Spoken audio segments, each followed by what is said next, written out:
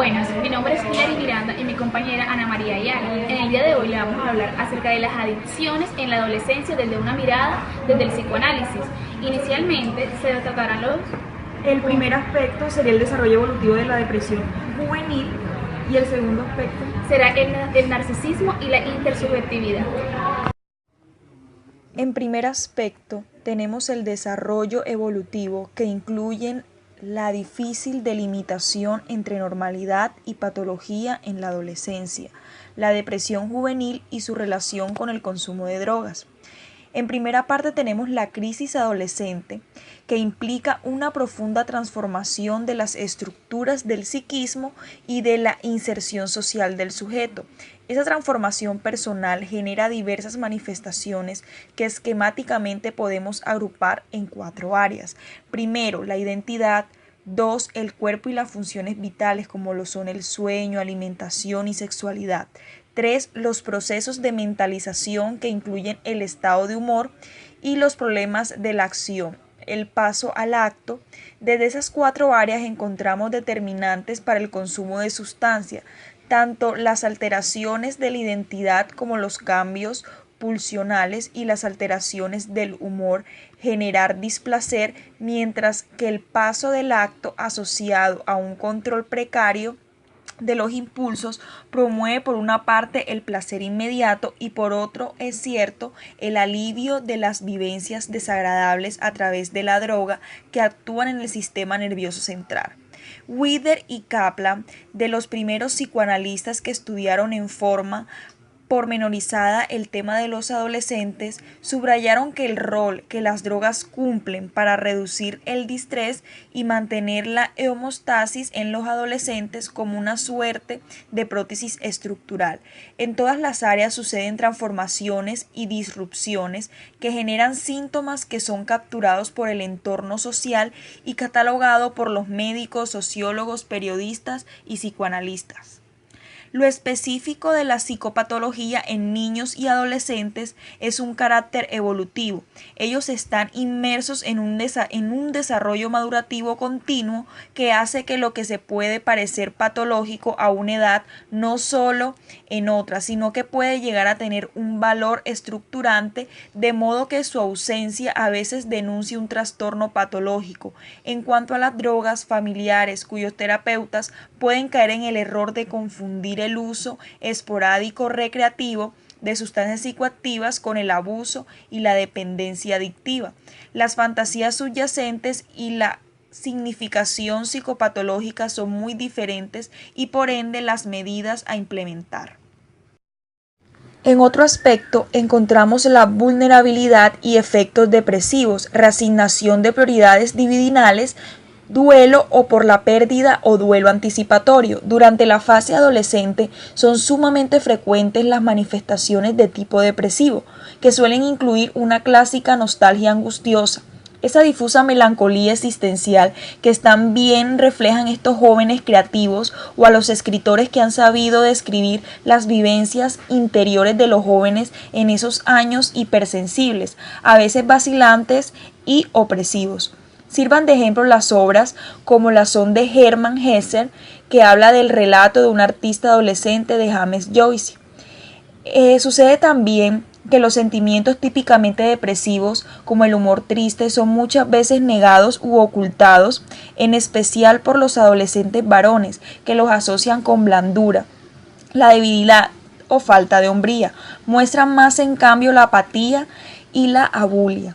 El vacío afectivo, la falta de concentración, el aburrimiento, la fatiga y la irritabilidad, además de la negación de los efectos depresivos. En forma compensatoria pueden aparecer las tendencias a la acción, el paso del acto que lleva a las reacciones impulsivas y a conductas violentas o delictivas. La tendencia de la acción se asocia con la frecuencia de consumo de sustancias psicoactivas y a otras formas de búsqueda de estimulación, tales como las conductas de riesgo o la promiscuidad sexual. Es el mecanismo de McDouglas describió en un paciente desafectivizado que está intentando suplir su hueco de la vida emocional.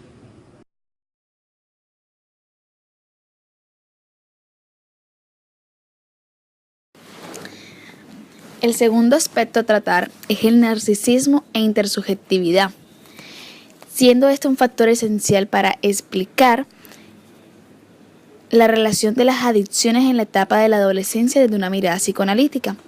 Es por esto que Freud en 1905 postula una clásica visión de la adolescencia, la cual se sustenta en el papel protagónico que tienen los cambios pulsionales que suceden en este periodo. De esta manera, la adolescencia resulta ser entonces la continuación del desarrollo psicosexual, el cual fue interrumpido durante la etapa de latencia. Aquí se da un tema esencial, que es la reactivación del drama edípico y los duelos que lo acompañan.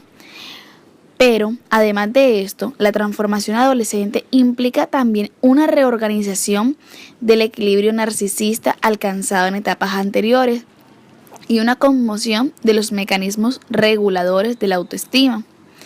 Todas estas modificaciones de la imagen corporal y la activación del desarrollo cognitivo causan en el adolescente un impacto de tal magnitud que trae una completa reestructuración de su self.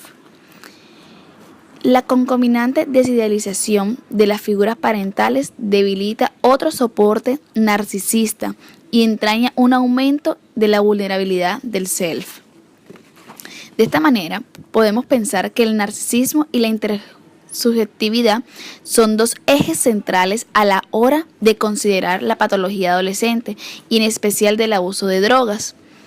En los pacientes jóvenes se pueden apreciar con claridad estados de desequilibrio narcisista, que son versiones amplificadas de aquellos que forman parte de la vida cotidiana. Las vivencias de vacío, los sentimientos de vergüenza, inadecuación e inferioridad, la introversión y una difusa angustia existencial, los procesos alternantes de idealización y desvalorización en los vínculos interpersonales son resultado de perturbaciones en los sectores de la personalidad que regulan el estado de sí mismo y la valorización que el sujeto hace de la autoestima. De acuerdo a esto, se puede observar que en algunos casos los jóvenes, cuando atraviesan por sus procesos normales de reacomodación psíquica juvenil, presentan una mayor dificultad y hacen que su estado mental se asemeje a aquellos sujetos que presentan trastornos crónicos del sentimiento de identidad, impulsividad crónica y o la habilidad afectiva. Naturalmente, el carácter transitorio y breve de este desequilibrio narcisista se asocia al proceso y consumo esporádico de sustancias psicoactivas.